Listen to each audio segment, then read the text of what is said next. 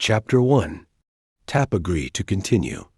Every morning, Americana woke early, but not before hitting the snooze button on her phone at least 4 times in a row. Not the kind of person anyone expected to see winning a beauty pageant or earning an academic award. She did only what was required, never what amazed. Standing out just took more than she was willing to give. Short in stature, with a build neither fat nor thin. Her dark hair reached exactly to the clasp of her brow.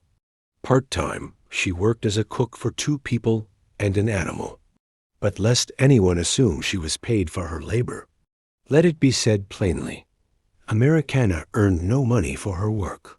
Her compensation was a small room to sleep in, which, given her circumstances, was already a lot. In the reality she inhabited, she wouldn't be able to afford even a single night in a modest hotel in Malibu, California. The 2 people for whom Americana cooked were her aunt, Mrs. Karen, and her cousin, Miss Lily. Mother and daughter shared a rather peculiar pet, a massive pink pig named Mr. Bacon. The unusual pet had been a prize Miss Lily won in a rural beauty contest. At the time, the little piglet was no larger than a chihuahua, but it quickly grew to gorilla-like proportions. Curiously, that had never been a problem for Mrs. Karen and Miss Lily. On the contrary, both regarded the creature as the most important member of the family. On that sunny Wednesday, August 7th, 2024, Americana was frying eggs with her head bowed in complete silence. No headline on the TV hinted at the extraordinary event that was about to stir up quite a commotion across the entire state of California. Mrs. Karen, engrossed in her Bluetooth gossip, was spraying tanning mist across Miss Lily's back, while the girl remained motionless, wearing an expression of absolute boredom. On the kitchen floor, Mr. Bacon took up nearly all the available space, lying belly up and patiently waiting for his breakfast. None of them noticed the exact moment when the emoji of a white owl blinked 3 times on the smart TV screen. At 11:30 in the morning, when it was already lunchtime for most people, it was still breakfast for Mrs. Karen, Miss Lily, and Mr. Bacon. On the morning menu were pork sausages fried in pork lard, bacon fried in pork lard, and toast generously scorched in greasy butter. It was a basic requirement to ensure Mr. Bacon began his day without stress. All of Americana's effort, however, was truly appreciated only by the pig. During pageant weeks, Miss Lily confined herself to a Spartan diet of crushed ice with lemon, juice, and apple cider vinegar. Mrs. Karen, meanwhile, made a point of joining her daughter in these dietary extravagances. She was utterly convinced that nothing proved a queen never loses her crown better than the shocked faces of other mothers upon seeing her still effortlessly fit into the iconic hot pink size 4 dress she had worn at her last pageant before pregnancy, always keeping her head lowered and avoiding eye contact. Americana would serve Mr. Bacon's meal on porcelain plates, as her aunt demanded.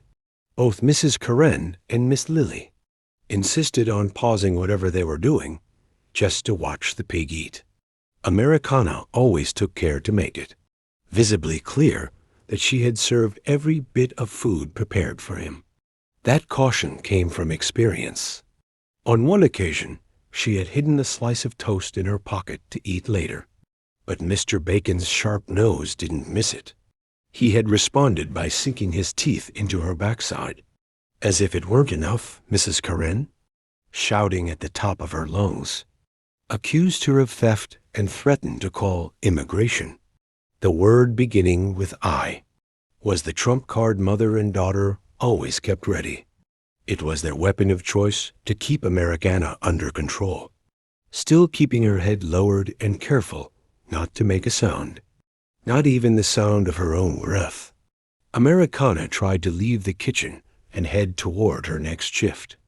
Her aunt, however, pressed the mute button on her Bluetooth and set the can of tanning.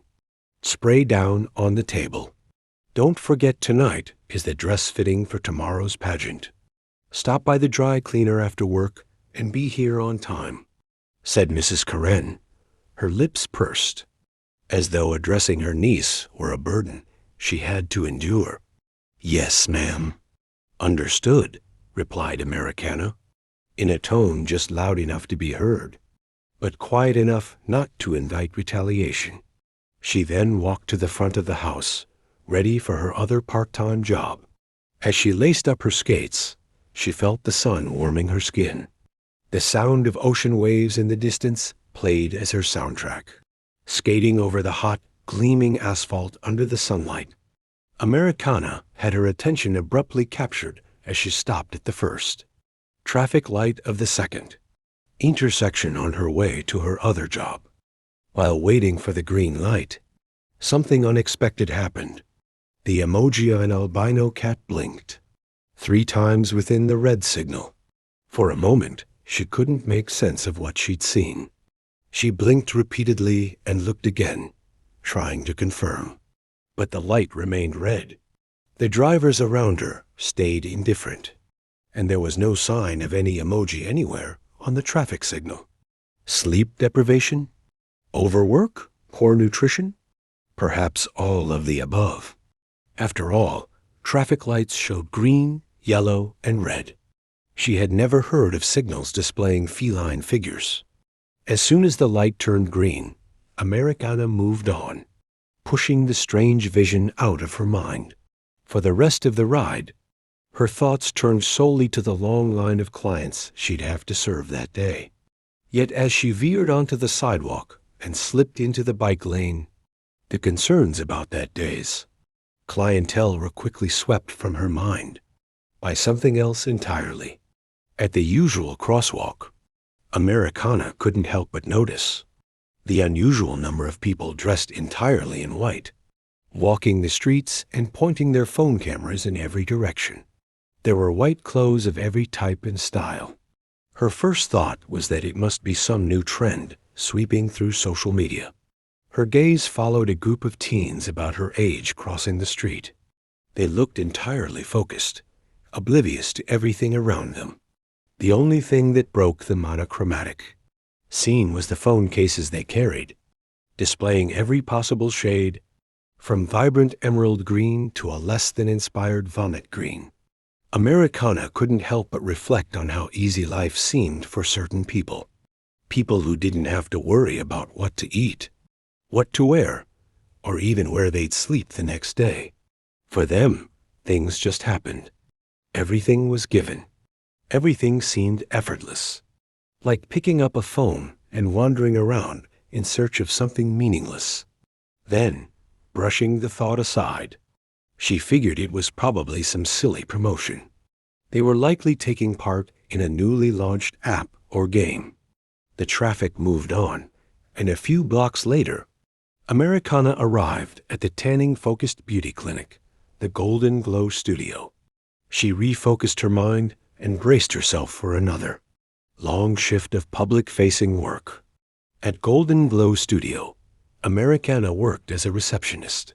She sat behind the customer service counter, her back to the television, and kept her phone on airplane mode to ensure no clinic call would be missed or accidentally rerouted.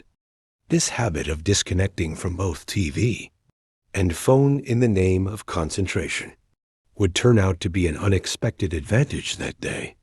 Had she been paying attention, staying focused might have proven more difficult.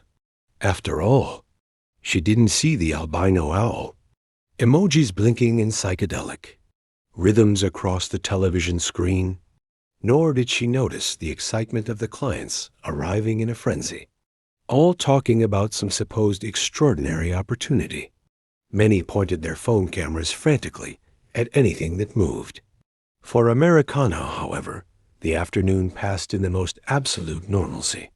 No mysterious emojis, no mass hysteria, just the usual. 5 clients shouting at her, 2 important calls missed, and another client shouting some more, all well within standard operating chaos. at least until her break. After assisting her 9th client, she felt the need to stretch her legs. She decided to cross the street and sit for a few minutes. On the bench at the plaza across from the clinic, out in the open air, seated beneath the shade of a large tree, its leaves swaying gently in the wind, Americana tried to absorb as much fresh oxygen as she could, letting herself be wrapped in the breeze that caressed her face.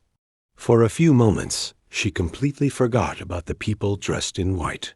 That is, until a group of them approached with their phone cameras already in motion.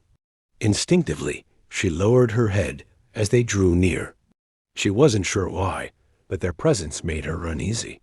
They whispered excitedly among themselves, yet curiously. None of them seemed to be live streaming on any app. It was only as she passed by them on her way back that she caught stray fragments of their conversation.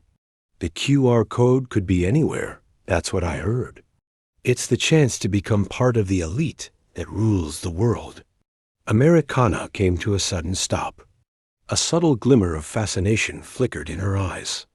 She turned her head toward the group of whisperers, as if about to ask something, but hesitated. She thought better of it. She crossed the street in a hurry, stepped into the staff bathroom, and turned on the sink faucet. For a moment, she stared at her reflection in the mirror. Then she cupped her hands, filled them with water, and splashed her face. The coolness washed over her, scattering the restless thoughts. Convinced that it must be just another publicity stunt, maybe some artist promoting a new album, she tried to push the subject from her mind. Then again, maybe it wasn't music. It could have been marketing from a major company, or perhaps both. Either way, one thing was certain. Whatever it was, it had made an impact. But what difference did it make to her? There was no point worrying about something she wouldn't be able to join in anyway. And yet, the thought of entering a global elite that ruled the world sent a shiver down her spine. It would mean never again living off the goodwill of others. Never again cooking obscene amounts of food for a pig while going hungry herself. It felt like a real chance to change her life. But would it truly be a change? Or just the exchange of one form of suffering for another? Would scarcity simply find a new address? Still those people in white? Americana found it much harder to concentrate on work that afternoon.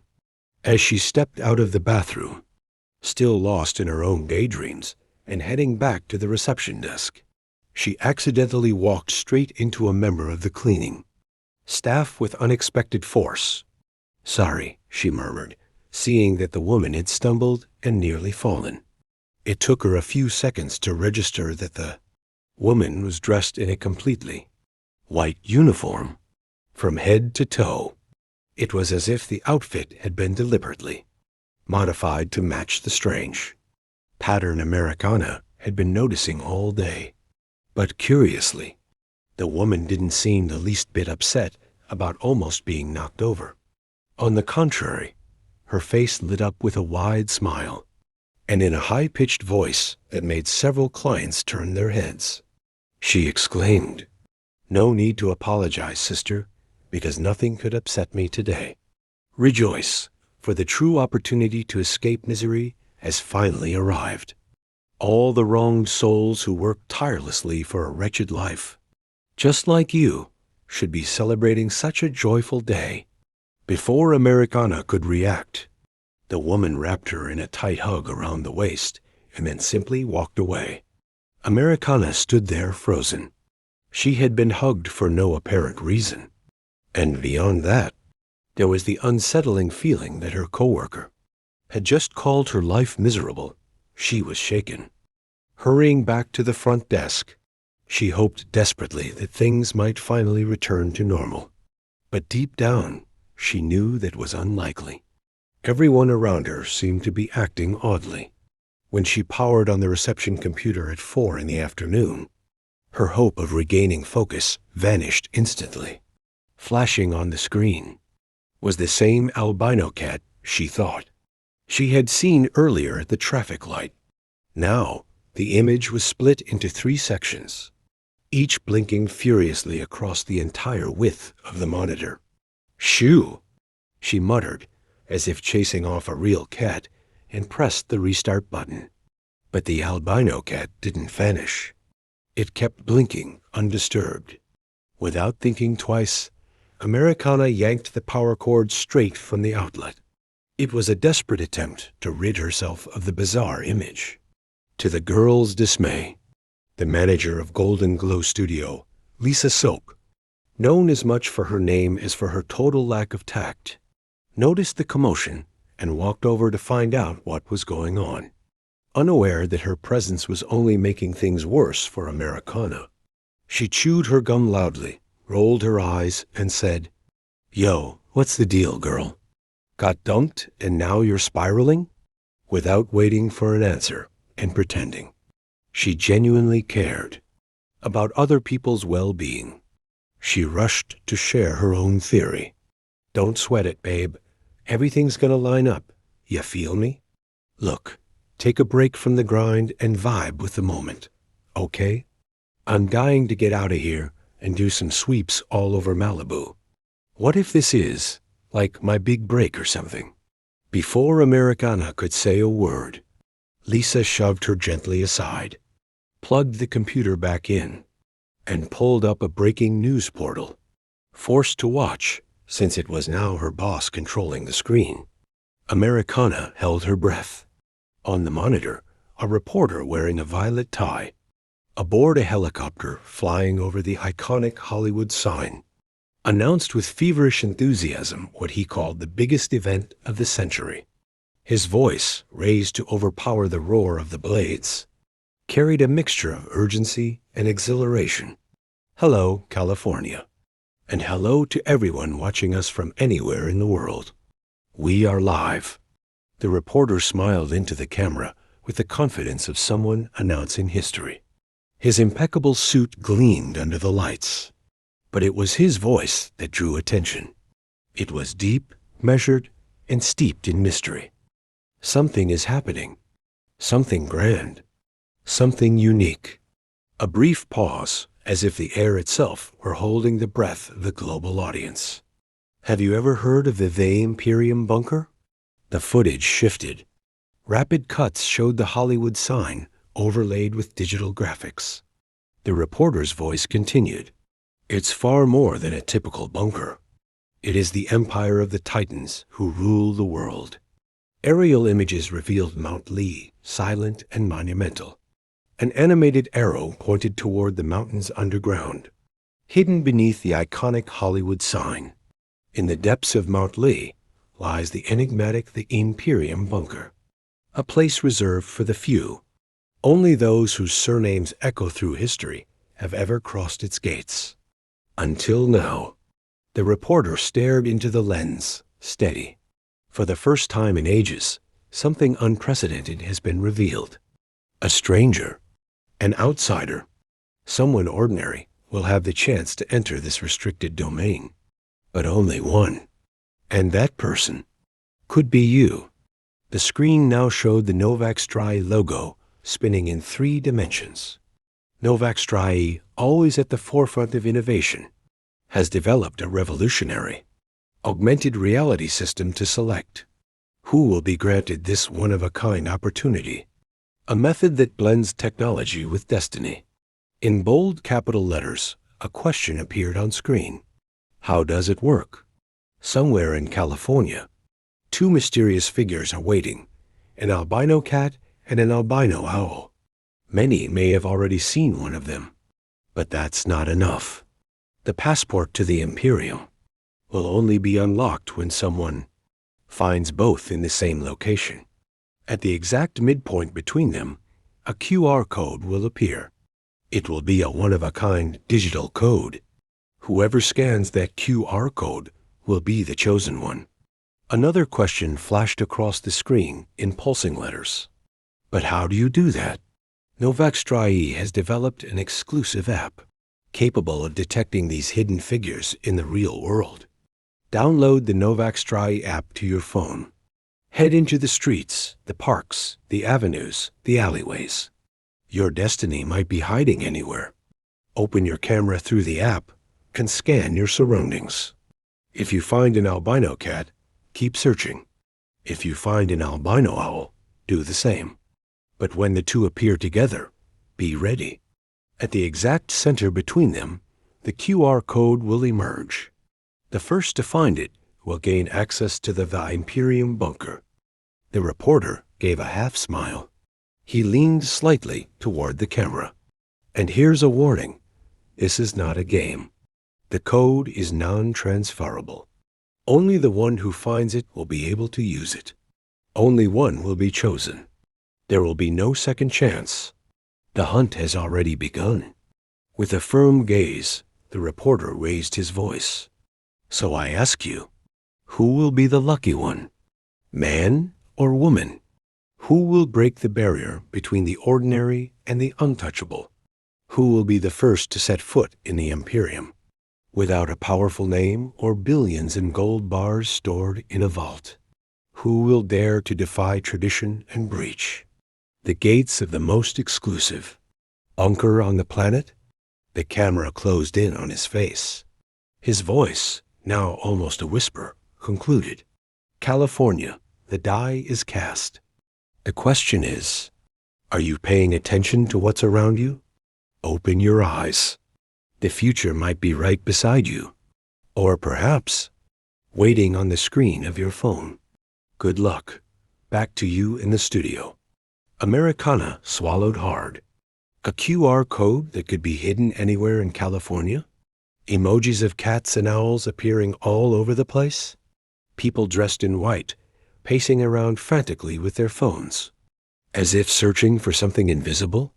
And above all, that phrase echoing in her mind, the great opportunity for a new life, soaked in greatness. Beside her, Lisa Soap was typing furiously on her phone, exchanging messages with someone, completely absorbed in the conversation. Shit, she muttered, eyes glued to the screen. Americana tore her gaze away from the monitor and watched the manager, who seemed even more jittery than usual. What is it? She asked, without much hope of getting a straight answer. Lisa was chewing on her thumbnail, visibly torn, then suddenly leaned in toward Americana, lowering her voice as if about to share a forbidden secret. You're not going to believe this, she whispered, her eyes gleaming with feverish excitement. I just got a screenshot. Someone around here found the cat and the owl. Americana's heart skipped a beat. What? They found both of them together. That means the QR code appeared. Someone's already been chosen. A chill ran up Americana's neck.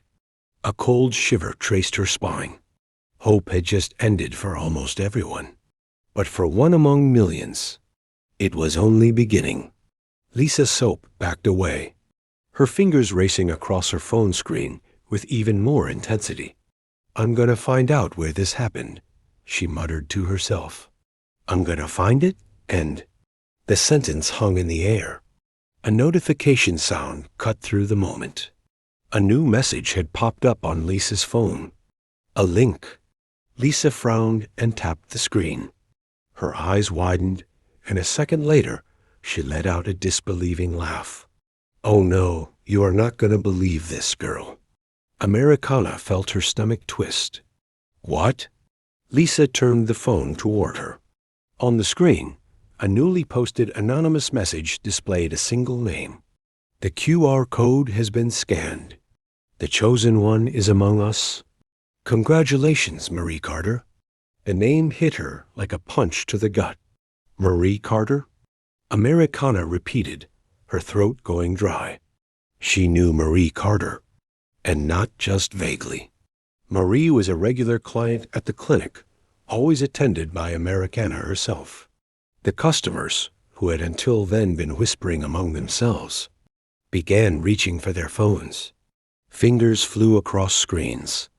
The news spread like wildfire. Lisa let out a low whistle. Girl, that bitch just scored the pass to the Imperium bunker. Do you even realize? Her life is set. Americana turned her gaze toward the computer screen, where the live broadcast was still flickering. The reporter in the violet tie had resumed speaking with excitement. Within seconds, a photo of Marie Carter appeared on the TV. There she was, smiling, holding a cup of lemonade on a tennis court. The caption below left no room for doubt. The winner has been revealed. Congratulations, Marie Carter. The entire clinic erupted in murmurs. Some clients burst into tears. Others were sending hysterical voice messages. Americana kept staring at the image, a tight knot forming in her chest. So, that was it. The search was over. Marie Carter, heiress to a laser printer empire. Someone who never needed a radical life change. Someone who had never gone hungry. Never had to worry about where to sleep or what to wear. Because in the end, she already had it all. She was the lucky one. The chance of a lifetime. But not for someone who truly needed it. Lisa was still staring at her phone, lips twisted in a grimace. That was fast. A little too fast, don't you think? Americana could barely respond. It all felt so unfair. When Lisa finally looked up, her expression had shifted. Girl, my gut's telling me something's off. That was way too easy. But Americana wasn't listening anymore. Her mind was far, far, far away. Later, dusk had fallen by the time Americana finally left work. The heavy Malibu heat clung to her skin, and the buzz of the news still echoed in her ears. But none of that mattered at the moment. She had to pick up Lily's dress from the dry cleaner before heading home. The attendant was already waiting for her, holding a protective plastic bag with a royal blue dress sealed inside.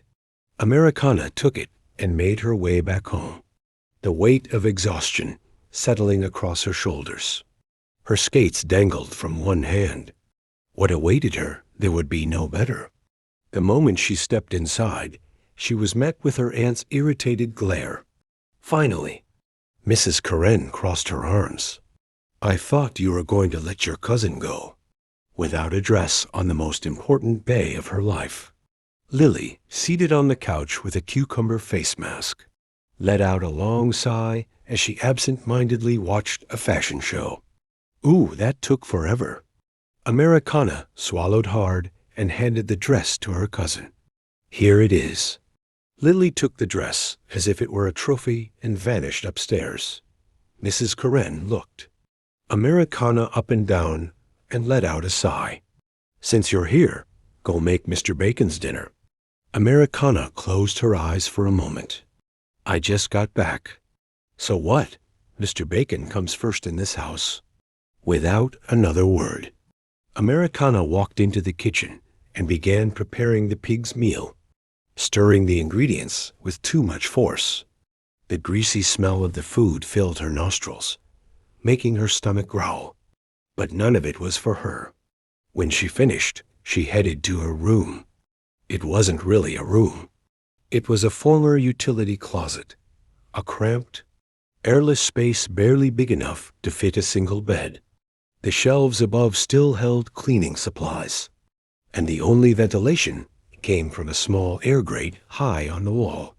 There were no windows, no privacy. Meanwhile, upstairs, the rest of the house was settling in for the night. Lily, in her suite, sprawled across a king-size bed, ready for her beauty sleep. Mrs. Karen in a bedroom as large as an apartment.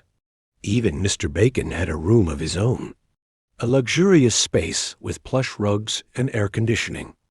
Americana closed the door to the closet, squeezed into the narrow space where her bed fit, and stared at the ceiling.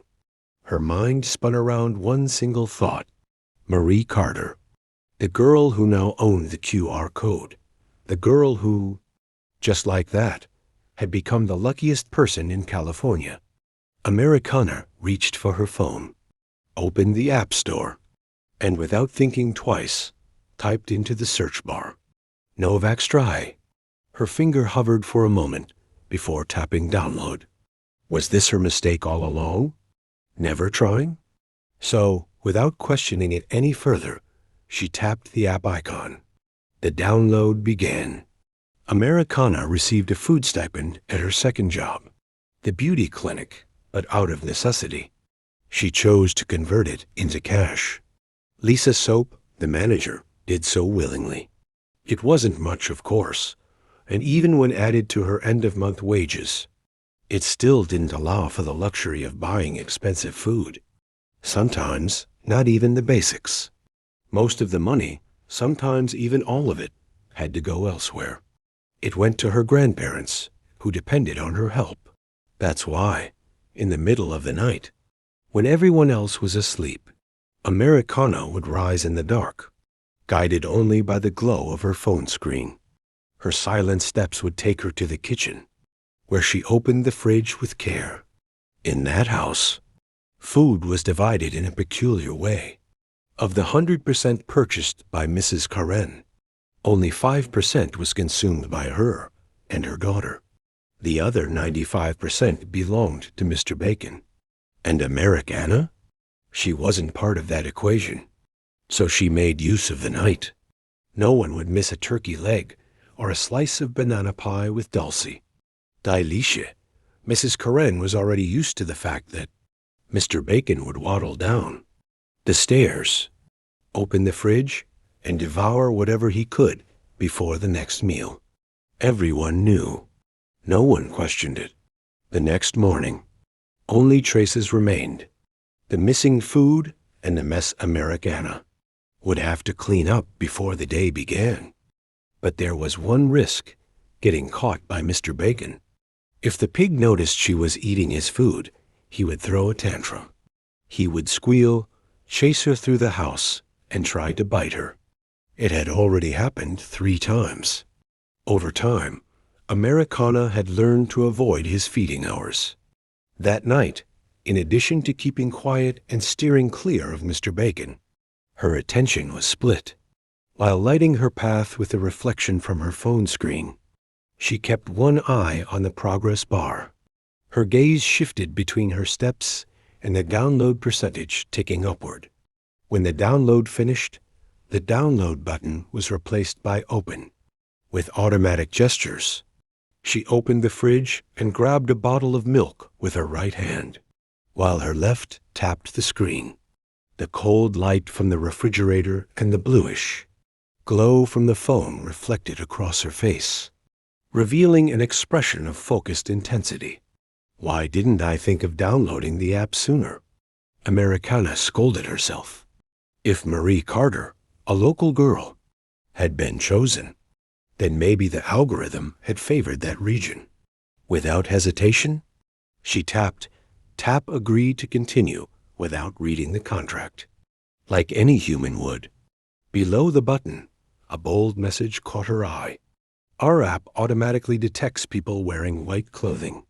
To increase your chances of being the lucky one, wear white. And for an even greater advantage, visit our online store and purchase white clothing now.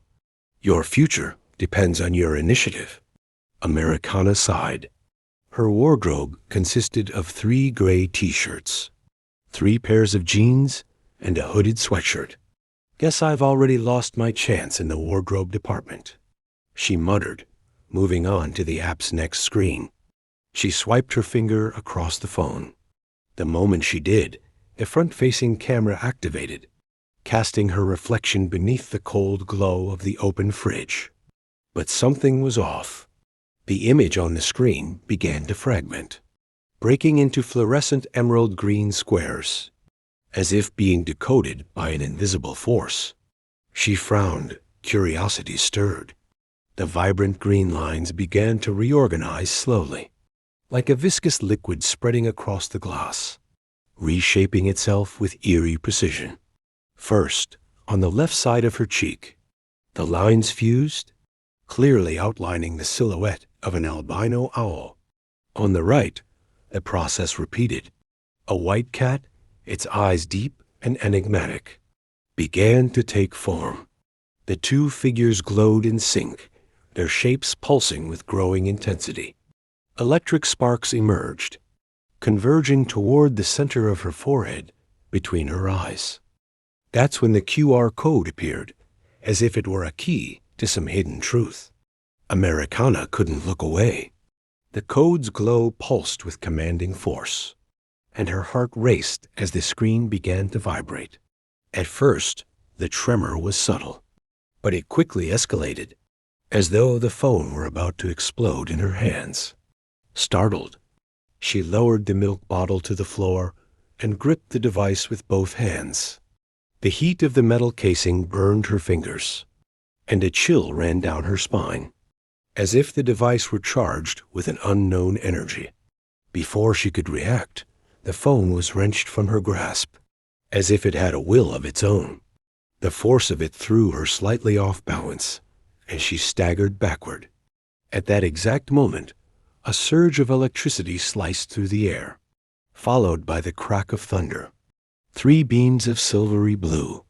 Light shot out from the phone's now floating screen, striking the precise points where the images had just been projected: her left cheek, her right cheek, and the center of her forehead. The luminous explosion consumed the entire kitchen in shades of violet and orange.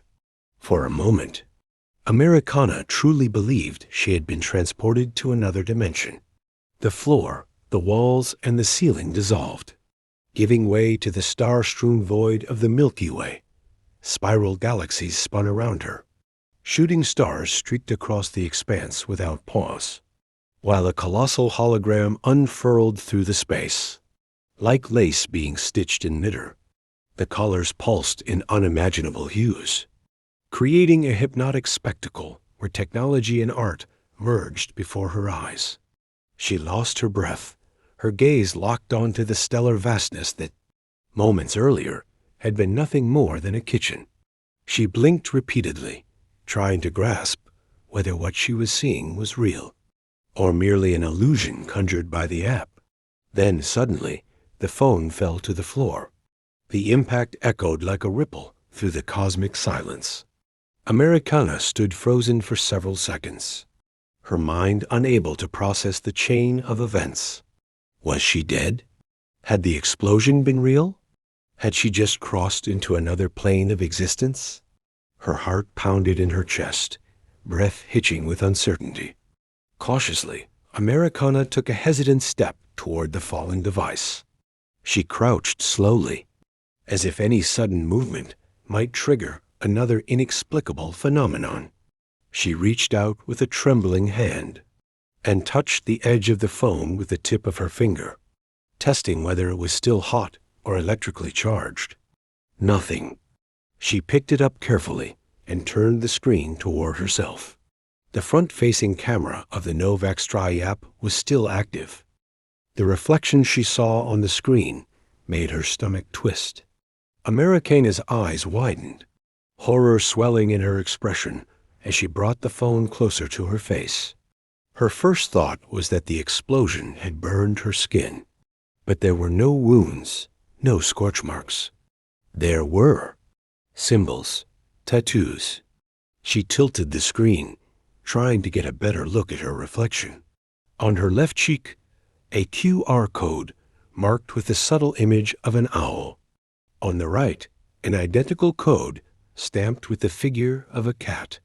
And in the center of her forehead, right between her eyes, the third QR code shimmered as if embedded into her skin, this time carrying a watermark of a triangle with an eye at its center. Americana scrubbed at the symbols with all the strength in her hands, as if hoping they'd vanish at her touch. They didn't. She stood frozen, unable to decide what to process first. The world around her was no longer the kitchen from minutes ago. It had become something greater, something beyond human comprehension. The walls had dissolved into a vast cosmic ocean, where constellations pulsed like living organisms. The ground beneath her feet seemed not to exist, and yet she wasn't falling. But nothing, absolutely nothing, compared to the shock of seeing her own reflection warped in a ghostly glow. The markings were there, etched into her skin like divine seals. The QR codes now belonged to her, permanent, part of her being. And then something even stranger happened. The phone in her hand flickered. Not the screen, the phone itself. Two dark gleaming points opened on its surface like eyes, locking onto her with unsettling intensity. A cold shiver raced down her spine. The world had already flipped upside down, but now it felt like someone had thrown it all into a washing machine set to max spin. What do you do when your phone grows eyes and starts staring back at you? She screamed, loudly, in a raw reflex of self-preservation, or maybe just pure desperation. Americana hurled the phone with all the force she could gather. The device flew through the air, ready to shatter against whatever invisible surface might exist in that bizarre, unraveling dimension. But it didn't fall. It stopped. In midair, it floated, as if reality itself had forgotten the basic rules of physics. The eyes blinked faster now, frantic. And then, with a sharp electric crack, the phone came apart. Or rather, it transformed. In place of the device, a lime green cat now hovered in the air. Yes, lime green, and with the same dark, intense eyes as before. Americana couldn't even scream this time. She just stared, not blinking, not breathing, not able to form a single coherent thought. The cat, seemingly unbothered by the complete mental collapse of its new observer, calmly licked its paw and ran it over its head. For a moment, Americana was mesmerized by the scene. Just for a moment. Because seconds later, as if gravity suddenly remembered it had a job to do, the cat dropped, and it landed flat on its back, letting out a dramatic, drawn-out cry of "OWWWW," sounding thoroughly and almost humanly offended. Americana jumped back, eyes wide. That was it. It was official. The world had gone completely insane. She blinked. The cat was still there, now lying on its back on the floor, paws flailing in the air as it struggled, unsuccessfully, to get up. The awkward silence lasted about 12 seconds. 12 long seconds in which Americana simply watched the cat's futile struggle, until a flash of thought jolted through her mind. Don't cats always land on their feet? The confusion deepened. What was stranger? A phone turning into a cat? The cat being lime green? The cat speaking? Or the fact that it didn't know how to fall properly? The creature kept trying, grumbling softly as it rocked its body side to side, attempting to launch itself upright, until Americana couldn't help herself. "Do you want me to help you?" she asked, hesitant, unsure whether it was more ridiculous to talk to a mutant cat, or to expect an actual answer from it. The creature stopped flailing and turned its head toward her, its dark eyes gleaming with a flicker of embarrassment. "Wait, ow. No need," it muttered. Americana opened her mouth, then closed it, then opened it again. "He speaks. He speaks." Before she could spiral into a full-blown meltdown, the cat gave one last push, and in the blink of an eye, stood upright on its hind legs. And then his body began to change. As he balanced on two legs, the cat's frame stretched unnaturally, as if being molded by invisible hands.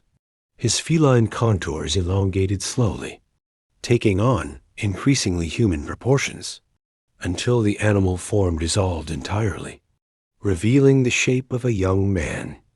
What had once been short feline fur now transformed into a vibrant, tousled mane still lime green, a leftover trace of the creature he had been. He wore a blazer with the Equal 10 logo stitched on the chest, left open to reveal a slim, well-toned torso and sculpted abes beneath pale skin.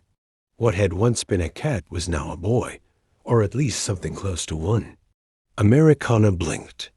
her brain scrambling to process the sheer absurdity of what she had just witnessed. Then, as if nothing extraordinary had happened, he lifted his eyes, black as ink spilled across a blank page, absorbing everything around them, tilted his head to one side, cracked his neck with a soft pop, and with a theatrical flair, cleared his throat to speak. "Fac Foedus, hello. Good afternoon, good evening, or, I don't know, good morning. Whatever time it is in this corner of existence." He furrowed his brows, glanced upward as if trying to calculate something, and scratched his head with the look of someone who'd just forgotten their Wi-Fi password. Whatever. Doesn't matter. He snapped his fingers and pointed at her with over-the-top enthusiasm. "I'm here on behalf of the THE-IMPERIUM bunker, and guess what?" He threw his arms wide open, grinning from ear to ear. "Congratulations. You're the lucky one." Before Americana could even ask what that meant, he shoved a hand into his pocket and pulled out a handful of crushed confetti, tossing it toward her with clumsy excitement. The confetti didn't exactly rain down in any kind of celebratory grace. In fact, some stuck to her forehead, a few dropped straight to the floor, and one stubborn piece got tangled in the boy's own hair, which he didn't seem to notice. Americana shrank back at her own reflection, blinking rapidly as she watched the young man beam with satisfaction, as if he'd just completed a flawless protocol. "What?" she began, but he was already launching back into his speech. "On behalf of Novak Strai, I wish you the best of luck in this new chapter of your life. And to help you on your way," the boy opened his mouth and, with a disturbingly casual motion, pulled a gold ring from under his tongue. The ring bore the insignia of a dolphin. He held it between his fingers, frowned, and examined it closely, as if trying to remember why it was even there. "Oops, not that one." He looked at Americana and gave a goofy, awkward smile, then promptly shoved the ring back under his tongue. "If I go too long without it, the master gets cranky." Americana just blinked. He snapped his fingers, as if struck by sudden inspiration. "Oh, I know. It's in another place." He opened his mouth again, and this time carefully pulled out a small, antique leather clipboard, perfectly preserved, complete with a golden quill and a delicate inkwell snugly attached to its side.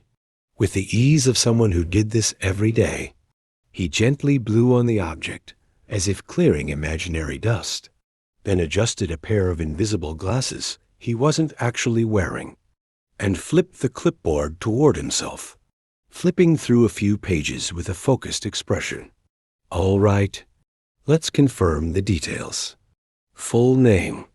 He lifted his head and looked at Americana, clearly expecting an answer. She, however, was still trying to process how this guy had pulled a whole clipboard out of his mouth without choking to death.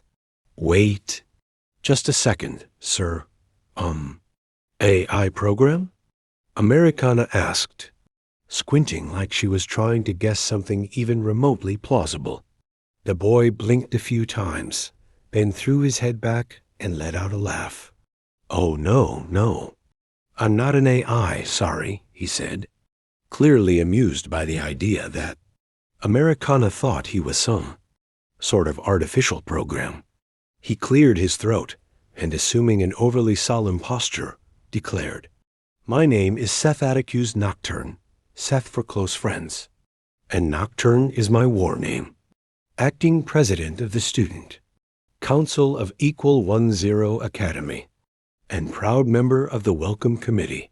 He puffed out his chest and gazed toward the horizon, as if showing off war medals on a uniform, clearly proud of both his name and titles. "And just to clarify, I'm not a program. I'm a hybrid," he went on, gesturing dramatically. "Grandson, on my father's side, of a Shittim grandfather and a human grandmother. and grandson, on my mother's side, of a Lilin grandmother and a human grandfather. He paused theatrically, smiled, and added, "My parents are both hybrids, so I'm a hybrid. Or, in more technical terms, a hybrid squared." He let out a pleased little chuckle, as if that made perfect sense in the world. Basically, I've got Shideen blood, Lilin blood, and of course, a generous dose of good old human DNA. Americana understood absolutely none of it. Her brain simply froze. Seth, blissfully ignoring the look of complete bewilderment on her face, went on. Equal 10 is the academic center of the bunker, THE-IMPERIUM. According to the data logged when you tapped the Novak button and agreed to the terms and conditions, without reading anything, like any sane human would, you're still of academic age. That means you'll be attending the academy within the Imperium, which is called Equal 10. And I'm here to welcome you on behalf of Bunker the Imperium, on behalf of Novak, and most importantly, on behalf of Equal 10 Academy, your new school. Americana's face was the living embodiment of a 404 error, blank stare, lost eyes. Her mind desperately trying to patch together some logical thread in that cascade of nonsense. And yet, for some reason, she couldn't quite explain. She kept the conversation going. "Okay, mister. Seth Lilin of the night, whatever," she said, muddling up his name without even noticing. Seth frowned slightly, but chose not to correct her. "I don't know why you're—" Americana began, hoping he'd finish the sentence for her. But he looked genuinely confused. "What? I'm here because you were the lucky one who used the Novak app, found the white owl and white cat emojis, and consequently, the QR code." Seth waved his hands in the air, as if explaining the most obvious thing in the universe. "You're now the newest citizen of the bunker, the Imperium, and the newest member of the Equal 10 student body."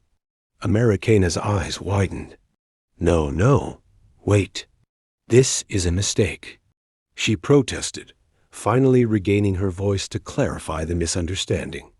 "I'm not the one who was chosen. The winner's already been announced. It's someone else. Marie Carter." It was all over the news, on the internet, everywhere. Silence hung in the air. Seth blinked once, then again. "Wah, what do you mean?"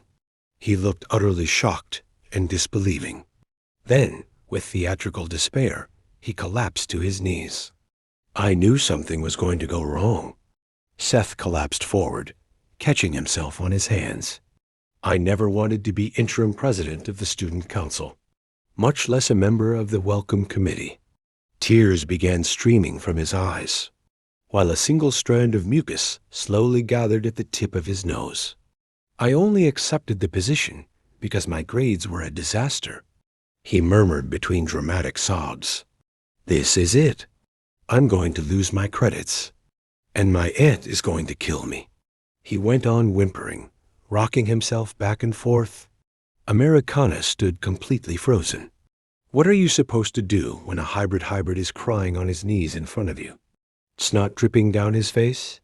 She looked around, as if hoping some kind of cosmic instruction manual would materialize and tell her how to handle the situation. "Listen, sir," she began, feeling her way through the words, trying not to make things worse. "Why don't you just go to Marie Carter's house? She lives nearby. That way you can repeat everything you just said, minus the crying, of course." Seth slowly lifted his head, his eyes still glistening with tears, the drop of snot now hanging dangerously close to falling. "You promise you won't tell anyone I was here? Got the wrong address and talked to the wrong person?" He sniffled loudly, trying to pull himself together. "Because it must have been some bug in the app. I checked and double-checked the location." Seth stood up slowly, doing his best to regain his composure. "But if you're saying they've already announced someone else, Then I'll just go back to the Department of Official Events and Ceremonies and come up with an excuse. Yes, that's right. Do that, sir. Americana replied quickly, eager to get rid of him before he started crying again. What's your name again? Americana. Americana del Silva. Thank you, Americana.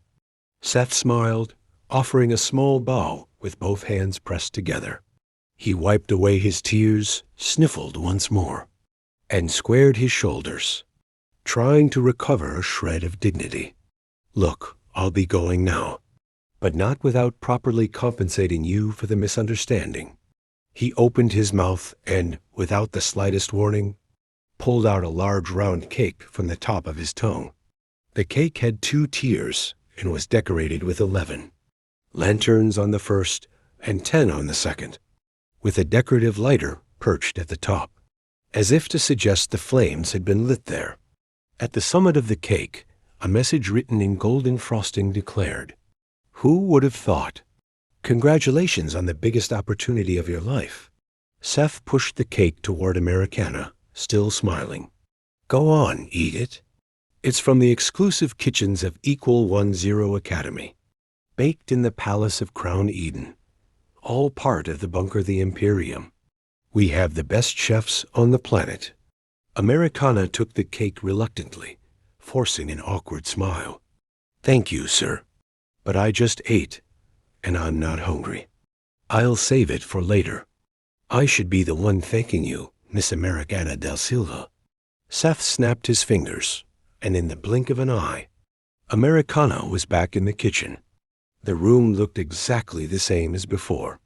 Silence hung thick in the air, broken only by the sound of the phone still floating, spinning slowly before crashing to the floor with a dull thud. Americana blinked several times, trying to figure out whether it had all been real or so. Breakdown her mind had decided to invent. That's when she looked down at her hands. The cake was still there, untouched. The lantern-shaped candles flickered softly, casting dancing shadows across the room. She took a deep breath and cautiously set the cake down on the counter. Americana turned toward the phone lying on the floor, hesitating. What if it still had eyes? What if it started floating again? What if, God forbid, it turned into another talking cat? Swallowing hard, she slowly reached out and touched the screen. The app was still open, but now displayed a huge, blinking message in bold, blood-red letters. EROR. A chill ran up the back of Americana's neck. What the hell had just happened? Had it all been a figment of her imagination? Or had it really occurred? She wanted to believe it had been a dream. But then she looked back at the counter. The cake was still there, perfect, and pulled from the mouth of a being who was half human and half something else. Americana squinted and shook her head. She was definitely not going to eat that. It was at that moment she heard quick footsteps rushing down the stairs from the upper floor. Her heart skipped a beat. The sound grew louder, closer. Americana held her breath. And then Mr. Bacon appeared at the kitchen doorway. Her relief lasted exactly 2 seconds. The pig stared at her, then glanced at the open fridge, looked back at her, and without warning, he charged at her with terrifying speed. What? Without thinking, without hesitating, without reasoning, Americana grabbed the cake and threw it at the pig's face. The impact was direct. Mr. Bacon stopped mid-charge. The frosting dripped slowly down his snout, while pieces of sugary lanterns slid across the floor. And then Americana bolted toward her room, rushed inside, and slammed the door behind her. She pressed her back against the wall, her chest rising and falling rapidly. Her heart still hammered against her ribs as she collapsed onto the bed, staring at the ceiling. Nothing made sense. Her mind spun in circles, trying to bring logic to something utterly illogical. But surrounded by these chaotic thoughts, exhaustion won. Sleep came like an inevitable shadow. And finally, Americana passed out.